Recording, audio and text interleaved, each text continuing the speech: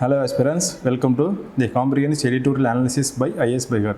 இந்த அனாலிசிஸில் ஹிந்து நியூஸ் பேப்பரில் important articles என்னென்ன அப்பியர் ஆயிருக்கு அப்படிங்கிறத யூபிஎஸ்சி பெர்ஸ்பெக்டிவில் பார்க்க போகிறோம். ஸோ இன்றைக்கி இம்பார்ட்டன்ட் ஆர்டிகல்ஸ் அதிகமாக கிடையாது. So without any further delay let's get into the analysis. The first article to be discuss title probing the sleuths. This topic comes under general studies paper two governance. CBI probe into ISRO spy case masterminds is a much needed step forward. இந்த article எதை பற்றி பேசியிருக்கிறாங்க அப்படின்னா ISRO's எஸ்பிரன்ஸ் case of 1994. அதான் 1994 இஸ்ரோலேருந்து ஒரு எஸ்பிரன்ஸ் case வந்து rice ஆச்சு. இதனால் என்ன பண்ணாங்கன்னா ஸ்பேஸ் சயின்டிஸ்ட் நம்பி நாராயணனை கேரளா போலீஸ் வந்து 1994 அரெஸ்ட் பண்ணாங்க. பட் நிறைய லீகல் ஹர்டில்ஸ் போச்சு, நிறைய இன்வெஸ்டிகேஷன் ப்ராசஸ் நடந்துச்சு. பட் என்னாச்சுன்னா ரீசெண்டாக அவரை வந்து அதுக்கும் சம்மந்தம் இல்லை, இவருக்கும் அந்த கேஸுக்கும் சம்மந்தம் இல்லைன்னு சொல்லி ரிலீஸ் பண்ணாங்க. பட் இது என்னென்னா ஒரு ஃபால்ஸ் இம்ப்ளிகேஷன் கொடுத்துருக்கு. அந்த ஒரு ஃபால்ஸ் இம்ப்ளிகேஷனால தான் அவர் அரெஸ்ட் பண்ணியிருக்காங்க. அவருக்கு எகென்ஸ்டாக எந்த ப்ரூஃபும் கிடையாது. ஸோ நிறைய அட்மினிஸ்ட்ரேட்டிவ் லேப்சஸ் நடந்திருக்கு, இன்வெஸ்டிகேஷன் ப்ராசஸில் நிறைய லேப்சஸ் நடந்திருக்கு. ஸோ போலீஸ் மேலே ஒரு கிரேட்டர் அக்கௌண்டபிலிட்டியை ஸ்டேட் கவர்மெண்ட் என்ஷூர் பண்ணணும். பட் இது அங்கே பண்ணலை. அந்த மாதிரி ஒரு இம்பார்ட்டன்ட் ஆர்குமெண்ட்ஸ் இந்த ஆர்டிக்கலில் வச்சிருக்காங்க. ஃபர்ஸ்ட் என்ன அப்படின்னு பார்த்தோம்னா அவர் அரெஸ்ட்டுக்கு அப்புறம் அவர் லாஸ்ட் இயர்ஸில் அவரோட டிக்னிட்டியும் அவரோட இம்பார்ட்டன்ட் இமேஜையும் இது பிரேக் பண்ணிருச்சு இந்த அரெஸ்ட் அப்படின்னு சொல்லியிருக்காங்க. ஈவன் தான் இப்போ தான் ப்ரூவ் ஆயிருக்கு அவருக்கு இதுக்கு எந்த ஒரு சம்மந்தம் கிடையாது, இது வந்து ஒரு ஃபால்ஸ் இம்ப்ளிகேஷன் சொல்லிட்டு. பட் அவரோட ஹானருக்கு டிக்னிட்டிக்கும் நிறைய டீக்ரேடேஷன் நடந்திருக்கு. அதை ரீஸ்டோர் பண்ணுறதுக்கு சுப்ரீம் கோர்ட் வந்து பேக்கேஜ் கொடுத்தா 50 லேக் பேக்கேஜ் கொடுத்தாங்க. பட் அதை கொடுத்தாலும் இன்னமும் இதை அந்த போலீஸ் வந்து யாரெல்லாம் ஃபால்ஸ் கேஸில் ஃபால்ஸ் இம்ப்ளிகேஷனில் இவரை வந்து ஃப்ரேம் பண்ணி அரெஸ்ட் பண்ணாங்களோ அவங்களுக்கு எந்த ஒரு பனிஷ்மெண்ட்டும் கொடுக்கல state government. But state government again pushing towards நம்பி நாராயணன் அப்படின்னு சொல்லியிருக்காங்க. So what can be done என்ன சொல்லியிருக்காங்கன்னா சுப்ரீம் கோர்ட் வந்து ஒரு இம்பார்ட்டன்ட் கமிட்டி ஃபார்ம் பண்ணாங்க, ஜஸ்டிஸ் டிகே ஜெயின் கமிட்டி. அந்த கமிட்டி ரிப்போர்ட் படி தான் இப்போ அவர் ரிலீஸ் பண்ணியிருக்காங்க. அட்மினிஸ்ட்ரேட்டிவ் லாப்சஸ் நடந்திருக்குன்னு கண்டுபிடிச்சிருக்காங்க. இந்த கமிட்டி ரொம்ப இம்பார்ட்டன்ட். ஏன்னா ப்ரிலிம்ஸில் this can be asked in இந்த justice DK Jain committee is related to அப்படின்னு சொல்லி கேட்கலாம். ஸோ இதை பார்த்துக்கோங்க. இதில் வந்து இஸ்ரோ எஸ்பிரன்ஸ் கேஸை பற்றின பேர். நெக்ஸ்ட்டு என்னென்னா இவர் எந்த சார்ஜஸில் அரெஸ்ட் பண்ணியிருந்தாங்கன்னா sharing official secrets relating to space technology missions to foreign agents அந்த மாதிரி இது பண்ணியிருந்தாங்க. பட் என்னென்னா இது எல்லாமே தப்புன்னு ப்ரூவ் பண்ணியாச்சு. Next grave lapses in probable complete lack of evidence. இதுக்கு லேக் ஆஃப் எவிடன்ஸ் எதுவுமே கிடையாது, ஃபால்ஸ் இம்ப்ளிகேஷன். அதுக்கப்புறம் நிறைய கிரேவ் ப்ராப்ஸில் வந்து லேப்சஸ் நடந்திருக்கு. எல்லாத்தையுமே இதில் ப்ரூவ் பண்ணியிருக்கிறாங்க. பட் இதில் இம்பார்ட்டண்டான விஷயம் என்னென்னா எலிமெண்ட்ஸ் ஆஃப் சீக்ரெசியை பற்றி பேசியிருக்கிறாங்க. எலிமெண்ட்ஸ் ஆஃப் சீக்ரெசி என்னென்னா இந்த இம்பார்ட்டண்டான இஸ்ரோவில் நடக்கிற டெக்னாலஜிக்கல் டெவலப்மெண்ட், அது அதர் மிசைல் டெக்னாலஜி எல்லாமே ரொம்ப சீக்ரெட் கான்ஃபிடன்ஸ் ஃபைல்ஸில் மூவ் பண்ணுவாங்க. பட் இது எல்லாத்தையுமே இந்த எலிமெண்ட் ஆஃப் சீக்ரெசியை வந்து அவர் கிரேட்டராக என்ஷூர் பண்ணியிருக்காங்க. But at the same time it was a false implication அப்படின்னு சொல்லியிருக்காங்க. பட் இந்தியாவில் என்னென்னா it is a rare in India that those who falsely implicated are maliciously arrested on grave charges get justice. But என்னென்னா இவர் வந்து ஒரு exception சொல்லியிருக்கிறாங்க. இந்தியாவில் ஒரு ஃபால்ஸ் இம்ப்ளிகேஷன் யார் அரெஸ்ட் பண்ணாலும் அவங்களுக்கு ஜஸ்டிஸ் கிடைக்கிறது ரொம்ப கஷ்டம், ரொம்ப ரேர். பட் நம்பி நாராயணன் கேஸில் அது கிடைச்சிருக்கு அப்படின்னு சொல்லியிருக்காங்க. But Kerala government has been fail to ensure the disciplinary action against the police officials சொல்லியிருக்காங்க. ஸோ இந்த process of restorative justice leads to its logical conclusion அப்படின்னு சொல்லி இந்த ஆத்தர் வந்து இந்த ஆர்டிகலை கன்க்ளூட் பண்ணியிருக்காங்க. So moving on to other article, this article is title as losses streak. This topic comes under general studies paper for ethics in sports and then general studies paper to governance. Cricket's fights against the scourge of gambling and match fixing is far from over. இப்போது ஸ்போர்ட்ஸில் வந்து ரெண்டு pivot சொல்லுவாங்க. ஒன்று என்னென்னா ஒரு athlete வந்து இந்த first is athletes desire to win by putting in the greatest endeavour. So அத்லெட்டுக்கு என்னென்னா நம்ம வின் பண்ணணும், ஒரு அவருக்கு வந்து நிறைய எஃபர்ட் போட்டு ஒரு கிரேட் எண்டோவருக்கு அப்புறம் வின் பண்ணணும்னு நினைப்பாங்க. பட் செகண்ட் அட்ரிபியூட் என்னென்னா ஃபேன்ஸ் பிலீஃப். ஸோ இவங்க வந்து நிறைய எஃபர்ட் போடுறாங்க, அதில் வந்து நிறைய ட்ரஸ்ட் இருக்கணும், அவங்களோட பிலீஃப் ஃபேன்ஸோட பிலீஃபை என்ஷூர் பண்ணுறதுக்கு நிறைய ட்ரஸ்ட் பில்ட் பண்ண சொல்லியிருக்காங்க. பட் இந்த ரெண்டு ட்வின் பில்லர் தான் ஸ்போர்ட்ஸோட இம்பார்ட்டன்ட் ஃபவுண்டேஷனே. பட் ரீசெண்ட் டைம்ஸில் நிறைய கரப்ஷன்ஸ் இருக்குது. நெக்ஸ்ட்டு மேட்ச் ஃபிக்ஸிங்ஸ் நடக்குது. இது எல்லாமே பிரீச் ஆஃப் ட்ரஸ்ட்டாக கொண்டு வந்துருன்னு சொல்லியிருக்காங்க. ஏன்னா நம்ம ஐபிஎல் ஸ்டார்ட்டுக்கு அப்புறம் பார்த்தா நிறைய புக்கீஸ் வந்து அரெஸ்ட் பண்ணாங்க. எதுக்கு அரெஸ்ட் பண்ணாங்கன்னா மேட்ச் ஃபிக்ஸிங்க்கு. இது வந்து ஃபேன்ஸோட பிலீஃபை ட்ரஸ்ட்டை பிரீச் பண்ணுது. அதுக்கப்புறம் உண்மையிலேயே யாரெல்லாம் எஃபர்ட் போட்டு வின் பண்ண நினைக்கிறாங்களோ அவங்களோட எஃபர்ட்டை வந்து இது வேஸ்ட்ஃபுல் பண்ணுது அப்படின்னு சொல்லியிருக்காங்க. So this enduring template that gets turn asunder when cricketers throw matches or athletes consume anabolic steroids and break records. So first corruption, அதுக்கப்புறம் மேட்ச் ஃபிக்ஸிங்கு, நெக்ஸ்ட்டு என்ன இம்பார்ட்டண்டான இதுன்னு பார்த்தா இன்ஃபர்மேஷனை ஷேர் பண்ணுறாங்க. பட் அதே டைமு இப்போ ரஷ்யாவில் வந்து நிறைய இம்பார்ட்டன்ட் ஸ்போர்ட்ஸ் பர்சன்ஸை வந்து இன்டர்நேஷனல் ஸ்போர்ட்ஸ் அத்தாரிட்டி வந்து பேன் பண்ணாங்க. ஏன்னா அவங்க ஸ்டெராய்ட்ஸ் கன்சியூம் பண்ணாங்க பிஃபோர் இதுன்னு சொல்லிட்டு. ஸோ இது எல்லாமே ஸ்போர்ட்ஸுக்கு ஒரு நெகட்டிவ் இமேஜ் கொடுக்குது அப்படிங்கிற மாதிரி இதில் ஆர்கியூ பண்ணியிருக்காங்க. நெக்ஸ்ட் என்னென்னா disbelief was a first emotion. இப்போ ஆல்ரெடி சொன்னோம் ஃபேன்ஸுக்கு வந்து நிறைய ஸ்போர்ட்ஸ் மேலே பிலீஃப் இருக்குது. எதனாலனாக்கா இந்த மாதிரி ஒரு கிரேட்டர் டிரான்ஸ்பரண்ட்லி அக்கௌண்டபிள் ப்ராசஸ் மெக்கானிசம் இருக்குது. ஸோ எல்லாமே டிரான்ஸ்பரண்ட்டாக தான் நடக்குதுன்னு சொல்லிட்டு. பட் இந்த மாதிரி இல்லீகல் ப்ராசஸ்னால ஒரு டிஸ்பிலீஃப் கிரியேட் ஆக ஆரம்பிச்சிருச்சு அப்படின்னு சொல்லியிருக்கிறாங்க. நெக்ஸ்ட் என்ன பார்த்தீங்கன்னா ஒரு ஜிம்பாப்வே ஸ்போர்ட்ஸ் மேன் கிரிக்கெட்டரை பற்றி பேசியிருக்கிறாங்க. இது எல்லாமே நீங்கள் ஹைலைட்டட் ஏரியாவை பார்த்துக்கோங்க. உங்களோட எத்திக்ஸ் கேஸ் ஸ்டடியிலேயே எக்ஸாம்பிள்ஸில் நீங்கள் யூஸ் பண்ணிக்கிற முடியும். பட் அவரோட இம்பார்ட்டண்டான டிசலைன்ஸ் தான் with greed shows that ICC's fight against scores of gambling and match fixing is far from over. So இது ரொம்ப இம்பார்ட்டன்ட். ஏன்னா இது வந்து ஒரு எத்திக்கல் கேஸ் ஸ்டடியில் கிளியர் கட்டாக யூஸ் பண்ண முடியும், எக்ஸாம்பிள்ஸாக கூட சொல்ல முடியும். ஏன்னா ரீசெண்ட் டைமில் ஸ்போர்ட்ஸ் எத்திக்ஸை பற்றி இன்னும் கொஸ்டின் ரைஸ் ஆகலாம். So it may be asked in the near future. The next article to be discussed titled On the Trail of the Second Wave's Dynamics. This topic comes under General Studies Paper 3 Health and then General Studies Paper 1 Population and Associated issues. Okay, so இந்த ஆர்டிக்கிளில் எதை discuss பண்ணியிருக்காங்கன்னா ரீசெண்டாக இந்தியாவில் COVID-19 infection மறுபடியும் rice ஆகிட்டு இருக்கு. So நிறைய பேர் என்ன சொல்கிறாங்கன்னா இந்தியா கோவிட் ஃபேஸ் 2க்கு போகிறாங்க, செகண்ட் வேவுக்கு போகிறாங்க அப்படிங்கிற மாதிரி ஒரு தாட்ஃபுல் ப்ராசஸாக வச்சுருக்காங்க. பட் இந்த ஆர்டிக்கிள் ஆத்தர்ஸ் என்ன சொல்ல வராங்கன்னா எந்த மாதிரியான லேப்சஸ் நடந்திருக்கு both from government side and citizen side, எந்த மாதிரியான லேப்சஸ் நடந்திருக்கு, இந்த லேப்சஸ்னால தான் இந்த கேசஸ் ரீசெண்ட் டைமில் ரைஸ் ஆகிட்டு இருக்கு. India is going to second wave. அதுக்கப்புறம் எந்த மாதிரியான இம்பார்ட்டன்ட் மெஷர்ஸ் எடுக்கணும் both from government and the other private sector and government hospitals and then from citizenry side. So இந்த important stakeholders எல்லாம் எந்த மாதிரியான மெஷர்ஸ் எடுக்கணும், அப்போ தான் நம்ம இந்த COVID-19 பேண்டமிக்கோட செகண்ட் வேவை கண்டெயின் பண்ண முடியும், கிரேட்டர் ப்ராஸ்பரிட்டி என்ஷூர் பண்ண முடியும்னு சொல்லியிருக்காங்க. ஸோ ஃபர்ஸ்ட் என்ன அப்படின்னு பார்த்தீங்கன்னா டீப் அண்ட் பை லேப்சஸில் என்ன சொல்லியிருக்காங்கன்னா இந்தியாவில் 2 வேரியன்ட் இருக்குன்னு சொல்லியிருக்காங்க. ஃபர்ஸ்ட்டு வந்து UK வேரியன்ட், அதுக்கப்புறம் Indian variant, different Indian variants இருக்குது. இது எல்லாமே ரொம்ப ஃபாஸ்ட் ஃபார் லெவலில் ஸ்ப்ரெட் ஆகிட்டு இருக்கு அப்படி சொல்லியிருக்காங்க. இதுக்கு இன்னொரு முக்கியமான விஷயம் என்ன சொல்ல வராங்கன்னா ஃபஸ்ட்டு COVID-19 பேண்டமிக் ஃபஸ்ட்டு ஃபேஸில் வந்து பீப்புள் வந்து ரொம்ப ஃபியர்ஃபுல்லாக இருந்தாங்க. பட் ஆஃப்டர் டைம் லேப்சஸ் என்ன ஆகிட்டாங்கன்னா அவங்களுக்கு அந்த ஃபியர் வந்து வேணாக ஆரம்பிச்சிருச்சு. அதுக்கப்புறம் என்னென்னா பீப்புள் வந்து ஒழுங்காக மாஸ்க் யூஸ் பண்ணுறதில்ல, சோஷியல் டிஸ்டன்சிங் ப்ராக்டிஸ் பண்ணுறது கிடையாது, சானிடைசர்ஸ் யூஸ் பண்ணுறது கிடையாது. அந்த மாதிரி பிஹேவியரல் சேஞ்ச் நம்ம எந்த மாதிரியான ஹார்ட் அண்ட் பிஹேவியரல் சேஞ்சஸ் கொண்டு வந்தோமோ அது எல்லாமே எரோட் ஆயிடுச்சு அப்படின்னு சொல்லியிருக்கிறாங்க. Next in these practices allows virus to spread unchecked அப்படின்னு சொல்லியிருக்காங்க.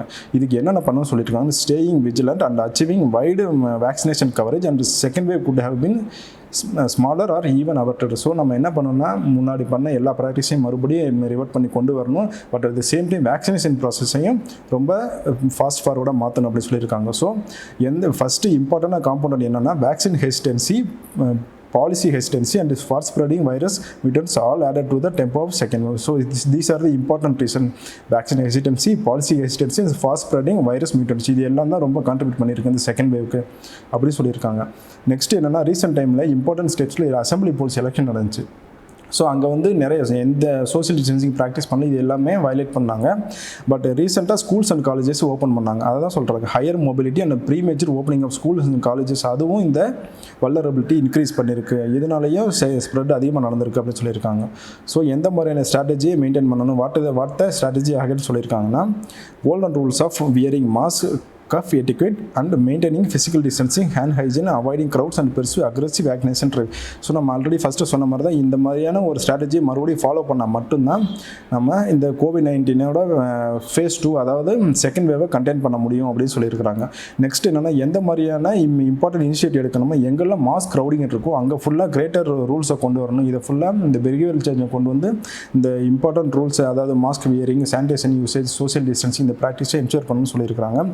பட் இன்னொரு விஷயம் என்னென்னா கவர்மெண்ட் ஆஃபீஸஸில் எல்லாருமே வேக்சினேட் பண்ணணும். ஸோ இம்பார்ட்டன்ட் ரிலீஜியஸ் பிளேஸ்க்கு போகிறாங்கன்னா வேக்சினேஷன் போட்டால் மட்டும்தான் அந்த பிளேஸை விசிட் பண்ண முடியுங்கிற ஒரு கோல்டன் ரூல்ஸை மேக் பண்ணணும். அப்போ தான் people come forward and they will take vaccination and they can be இந்த virus infection can be contained அப்படின்னு சொல்லி ஆதர் இந்த ஆர்டிக்கிளில் கன்க்ளூட் பண்ணியிருக்காங்க. ஸோ இது வந்து கவர்மெண்ட் சைடு மட்டும் கிடையாது, all stack holders should contribute their own important changes. அப்போ தான் இந்த வைரஸ் இன்ஃபெக்ஷனை கண்டெயின் பண்ண முடியும் அப்படின்னு சொல்லி ஆதர் இந்த ஆர்டிக்கிளில் கன்க்ளூட் பண்ணியிருக்காங்க. So moving on to next article, the next article is titled as multipolarity scripted by the middle powers. Japan, Iran, Turkey and India are well set to shape the emerging world order. This topic comes under General Studies paper to International Relations. So இந்த article author எந்த மாதிரியான ஒரு important view points express பண்ணியிருக்காங்க அப்படின்னா, இந்த இம்பார்ட்டண்டாக US வந்து recent டைம்ஸில் எந்த மாதிரி பாலிசி மெஷர்ஸ் எடுத்திருக்கு against China, Russia and Iran. But author என்ன சொல்கிறாங்கன்னா, இப்போ பிடன் ரெஜிமுமே ஓல்டு ட்ரம்ப் ரெஜிமை தான் ஃபாலோ பண்ணுறாங்க in case of all 3 countries அப்படி சொல்லியிருக்காங்க. ஸோ இந்த ஆல் 3 கண்ட்ரிஸ் கூட யூஎஸ்க்கு எந்த மாதிரியான ரிலேஷன்ஷிப் இருக்குது, எப்படிலாம் இந்த ரிலேஷன்ஷிப் வந்து ஒரு அக்ரிமெண்ட்டை க்ரியேட் பண்ணியிருக்கு. அதுக்கப்புறம் இந்த 3 countries Russia, China and Iran கூட other countries such as middle power such as Japan, Australia, Turkey and India எந்த மாதிரியான ரிலேஷன்ஷிப் பில்ட் பண்ணியிருக்கு. அதுக்கப்புறம் யூஎஸோட ரிலேஷனால இவங்களோட இந்த 3 கண்ட்ரிஸோட ரிலேஷன்ஸ் வந்து எப்படி அஃபெக்ட் ஆகிருக்கு. ஸோ இந்த இம்பார்ட்டன்ட் மிடில் பவர்ஸ் எப்படி மல்டிபோலாரிட்டியை ஷேப் பண்ண போகிறாங்க, எப்படி கிரேட்டர் மல்டிபோலாரிட்டியை என்ஷூர் பண்ண போகிறாங்கிறத ஆத்தர் இதில் ஆர்டிக்கிளில் பேசியிருக்கிறாங்க. ஃபர்ஸ்ட் என்ன அப்படின்னு பார்த்தீங்கன்னா, ஃபர்ஸ்ட்டு யூஎஸ் கவர்மெண்ட் வந்து என்ன சொல்லியிருந்தாங்கன்னா, சைனா வந்து ஒரு டைரக்ட் கண்டென்ட், அவங்களோட மல்டிபோலாரிட்டி வரல யூஎஸ்க்கு டைரக்ட் கண்டென்ட் சைனான்னு சொல்லி ஒரு ஆர்குமெண்ட் யூஎஸ் ஃபாலோ பண்ணுறாங்க. நெக்ஸ்ட் என்னென்னா, ஆஃப்டர் பிடன் கவர்மெண்ட் ரெஜிம் வந்ததுக்கப்புறம் ரஷ்யன் பிரசிடென்ட் விளாடிமிர் புட்டின் வந்து அவர் ஜோ பிடன் வந்து கில்லர்னு சொன்னார். இதனால் ஒரு நியூ லோ 2 லீடருக்கு இடையில கிரியேட் ஆச்சு. நெக்ஸ்ட் என்னென்னு பார்த்தீங்கன்னா, ஈரான் கூட ஈவன் பிடன் கவர்மெண்ட்டும் ஈரானோட நியூக்ளியர் டாக்ஸில் வந்து கிரேட்டராக எங்கேஜ் ஆகிறதுக்கு ஒரு ரிலக்டண்ட்டாக இருக்கிறாங்க. ஸோ இது எல்லாமே ஒரு அக்ரிமெண்ட்டை தான் கிரியேட் பண்ணியிருக்கு இந்த 3 கண்ட்ரீஸ்க்கும். அதுக்கப்புறம் என்னென்னா, இந்த ரஷ்யாவுக்கும் சைனாவுக்கும் இடையில இருக்க ரிலேஷன்ஷிப் ஸ்ட்ராங்காக இருக்கும் யூஎஸ்ஆர் காரணம் அப்படிங்கிற மாதிரி ஆத்தர் இந்த ஒரு வியூ பாயிண்ட்ஸ் இங்கே எக்ஸ்பிரஸ் பண்ணியிருக்காங்க. ஸோ ரீசெண்ட்லி குவாட் சமிட் நடந்துச்சு. குவாட் சமிட்டில் சைனா கண்டெயின் பண்ணுறதுக்காக யூஎஸ் வந்து இந்த பாலிசியை கொண்டு வந்திருக்கு. பட் சைனா இதை வந்து ஒரு மிலிட்ரி லீடர்ஷிப், மிலிட்ரி அலையன்ஸ் அந்த மாதிரி நினைக்கிறாங்க. பட் இந்தியா வந்து எப்படி இதை எப்படி மேனேஜ் பண்ண போகிறாங்கிறது ஒரு இம்பார்ட்டன்ட் கான்செப்ட் இதில் மிடில் பவரில் அப்படின்னு சொல்லியிருக்காங்க. ஸோ ஃபர்ஸ்ட் என்ன, யூஎஸுக்கும் சைனாவுக்கும் எந்த மாதிரியான ஒரு ப்ராப்ளம் அப்படி சொல்லியிருக்காங்கன்னா, நம்ம இப்போ சொன்ன மாதிரி தான் குவாடு.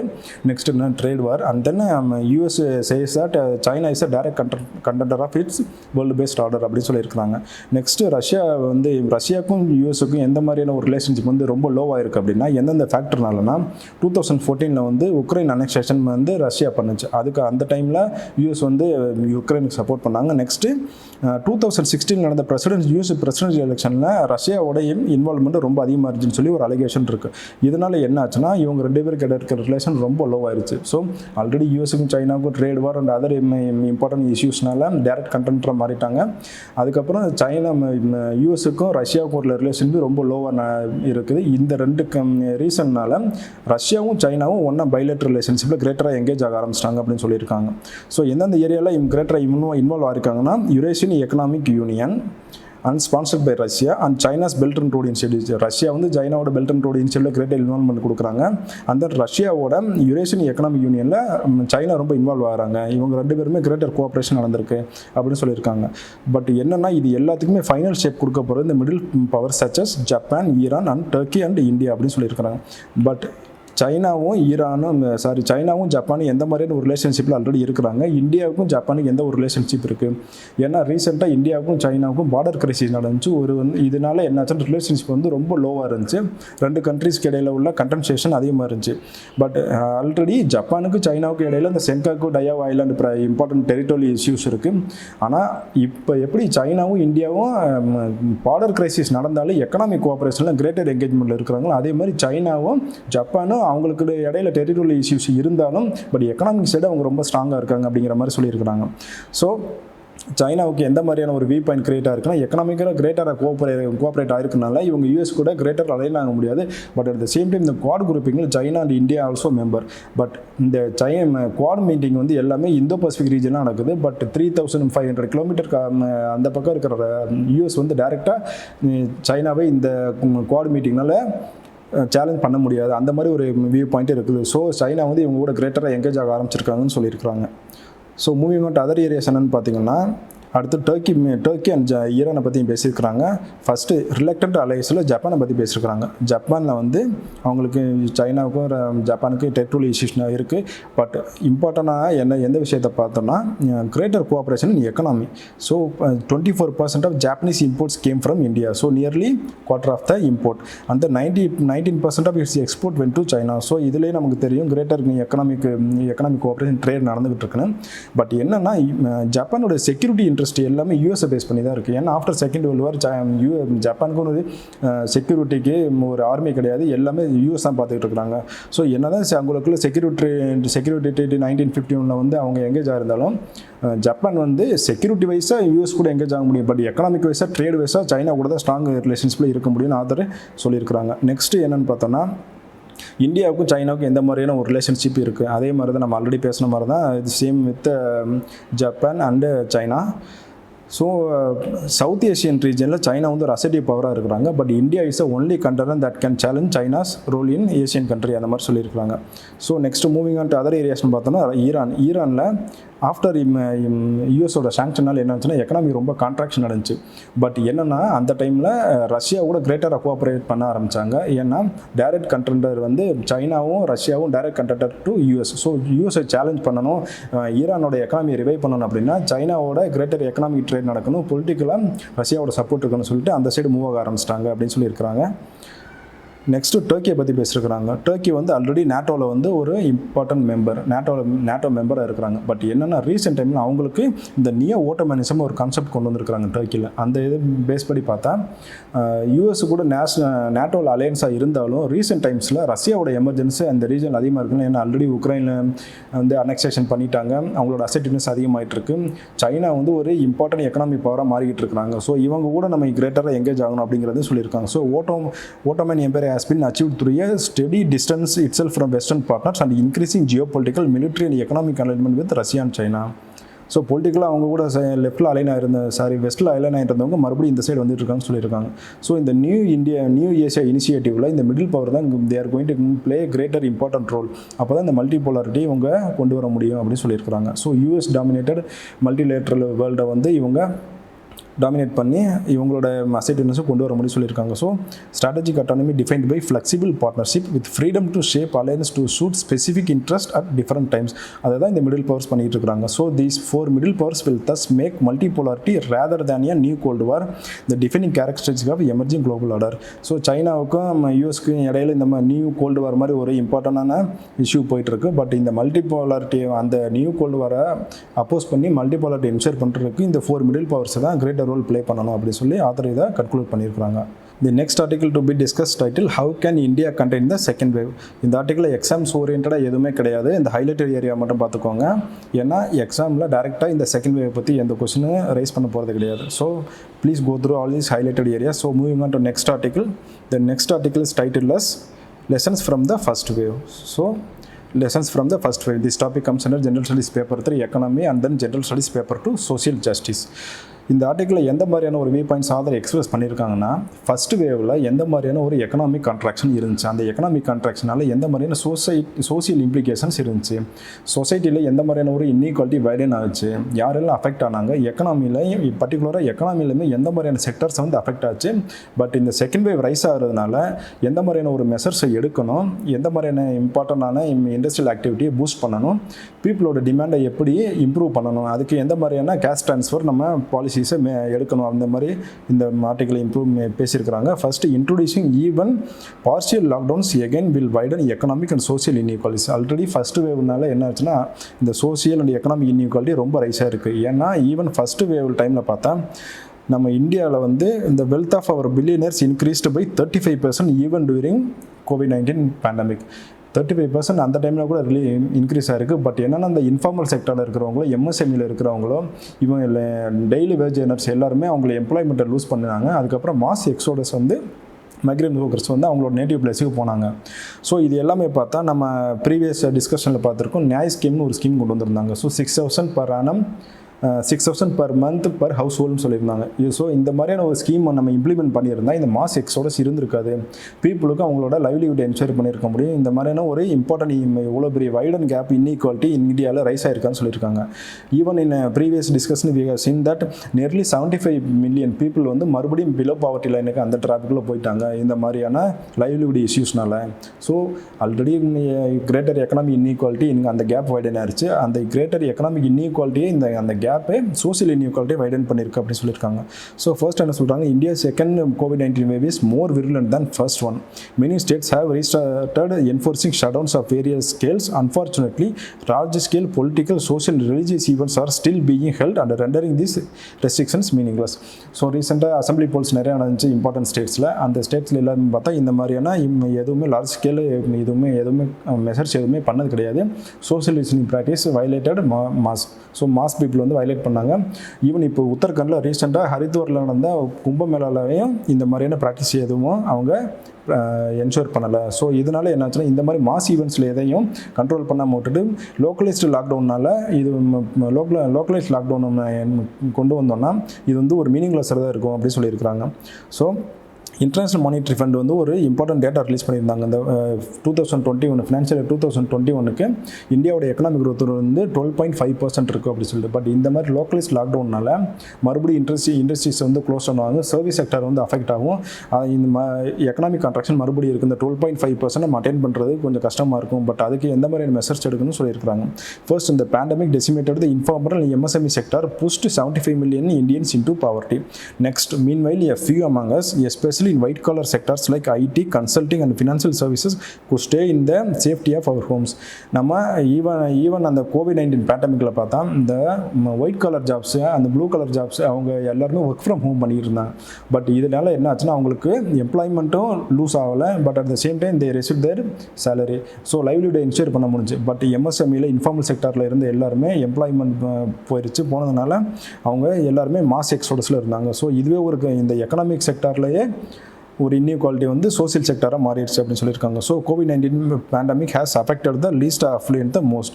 நம்ம ஆல்ரெடி பார்த்துருக்கோம், நம்ம இந்தியாவில் இருக்க பில்லியனரோட வெல்த் எல்லாமே 35% இன்க்ரீஸ் ஆச்சு டியூரிங் பேண்டமிக்கில். பட் இவங்க இந்த அதர் சைட் ஆஃப் த ஸ்டோரியை பார்த்தோம்னா இவங்க எல்லாருக்குமே ₹1 கூட வருமானம் கிடையாது. எல்லாருமே அவங்களோட இன்கம் வந்து லூஸ் பண்ணாங்கன்னு சொல்லியிருக்காங்க. Inter so there should be interconnected between industries and allowed to function at maximum possible capacity in multiple shifts. So ரீசெண்டாக எம்ப்ளாயீஸ் ஆர்கனைசேஷன் கூட கவர்மெண்ட்டை வந்து நிறையா டிமாண்ட் பண்ணாங்க. ஸோ இந்த மாதிரி ஷிஃப்ட்ஸில் ஒர்க் பண்ணலாம், ஃபுல் கெப்பாசிட்டியில் அப்போ தான் ஒர்க் பண்ண முடியும். So there will not be any economic contraction. But at the same time பீப்புளுக்கு அவங்களோட எம்ப்ளாய்மெண்ட்டை நம்ம கொடுக்க முடியும். ஸோ சேஃப்டி ரெகுலேஷன்ஸ் நிறையா ஃபாலோ பண்ணி இதை இம்ப்ரூவ் பண்ணலாம் அப்படின்னு சொல்லியிருக்காங்க. நெக்ஸ்ட்டு ப்ரிவென்டிங் டிஸ்ட்ரெஸ் என்ன சொல்லியிருக்காங்கன்னா, already demand contraction has been the biggest contributor towards economic downturn during the pandemic. So government வந்து என்ன பண்ணணும்னா ஒரு கேஷ் ட்ரான்ஸ்ஃபரை கொண்டு வரணும். இதில் எதை கோட் பண்ணியிருக்காங்கன்னா நம்ம ஆல்ரெடி சொன்ன மாதிரி நியாய ஸ்கீமை கோட் பண்ணியிருக்காங்க. ஸோ அந்த மாதிரி ஒரு ஸ்கீமை கொண்டு வந்தால் தான் பீப்புள் கையில் இன்கம் இருக்கும். அந்த இன்கம் வச்சு அவங்க டிமாண்டை பூஸ்ட் பண்ண முடியும். டிமாண்டை பூஸ்ட் பண்ணால் ஆட்டோமேட்டிக்காக இந்த எக்கனாமிக் கான்ட்ராக்ஷன் இருக்காது, இண்டஸ்ட்ரீஸில் ஃபங்க்ஷன் ஆக ஆரம்பிச்சிடும். So there will be economic prosperity அப்படின்னு சொல்லியிருக்காங்க. So India will have to accelerate vaccine production, procurement and distribution. Vaccine should be open up for all age group. So இப்போது industries allow பண்ண போகிறோம், எல்லாரையுமே work பண்ண வைக்க போகிறோம். அதுக்கப்புறம் இந்த மாதிரி பார்ஷியல் லாக்டவுன் எதுவும் வேண்டாம் அப்படின்னா பீப்புள் வந்து அவங்களோட social distancing and other practices வந்து எல்லாமே கிரேட்டராக கடைப்பிடிக்கணும். அதுக்கப்புறம் வேக்சின் சைட்லேருந்து இந்த மாதிரியான இம்பார்ட்டன்ட் இதை கொண்டு வரணும். ஸோ வேக்சினையும் யூஸ் பண்ணணும், but at the same time இந்த எக்கனாமிக் மெஷர்ஸும் எடுக்கணும். கவர்மெண்ட்டு எல்லா ஆல் தீஸ் ஆங்கிளில் இருந்து திங்க் பண்ணணும் அப்படின்னு சொல்லியிருக்காங்க. So private sector and NGOs வந்து ஃபர்ஸ்ட் டைம் வேவில் வந்து நிறைய இம்பார்ட்டன்ட் ரோல் ப்ளே பண்ணியிருந்தாங்க. NGOs வந்து நிறைய ஃபுட் ப்ரொவைட் பண்ணுறதா இருக்கட்டும், அதுக்கப்புறம் இல் பேஷண்ட்ஸ்க்கு வந்து நிறைய ஹெல்ப் பண்ணுறதா இருக்கட்டும், அவங்களோட ட்ரீட்மெண்ட் எல்லாத்துக்குமே நிறைய ஹெல்ப் பண்ணியிருந்தாங்க. ஸோ அந்த மாதிரி அவங்களையும் உள்ள அந்த ஸ்டேக் ஹோல்டர்ஸும் உள்ளே கொண்டு வரணும். பொலிட்டிக்கல் வில்லும் இந்த மாதிரி எக்கனாமிக் பேக்கேஜஸும் வச்சா தான் இந்தியாவோட எக்கனாமிக் கான்ட்ராக்ஷன் இல்லாமல் ப்ராஸ்பரிட்டியாகவும் மாற்ற முடியும். ஸோ எக்கனாமியை அந்த IMF சொன்ன மாதிரி 12.5% growth ரேட்டை அட்டைன் பண்ண முடியும். பீப்புளோட அந்த இன்இக்வாலிட்டி சோசியல் இஷ்யூஸையும் நம்ம அட்ரஸ் பண்ண முடியும் அப்படி சொல்லி ஆத்தர் இந்த ஆர்டிக்கிளில் கன்க்ளூட் பண்ணியிருக்காங்க. ஸோ நெக்ஸ்ட் ஆர்டிக்கல் பார்த்தோம்னா landing in Libya with war clouds looming சொல்லியிருக்காங்க. ஸோ இந்த ஆர்டிக்கல் எக்ஸாம் ஓரியன்டாக எதுவுமே கிடையாது. பட் இந்த ஹைலைட்டட் ஏரியா மட்டும் பார்த்துக்கோங்க. United Nations Security Council it can be action your prelims and then responsibility protect யார் கொண்டு வந்தாங்க, யாருன்னா British and French backed resolution process அதை பார்த்துக்கோங்க. So nothing more in this article to discuss. This is all for today's discussion. I hope this analysis was very useful for you. And then please go through the highlighted area of the newspaper. It can be very helpful for your upcoming preparation and examinations. Thank you.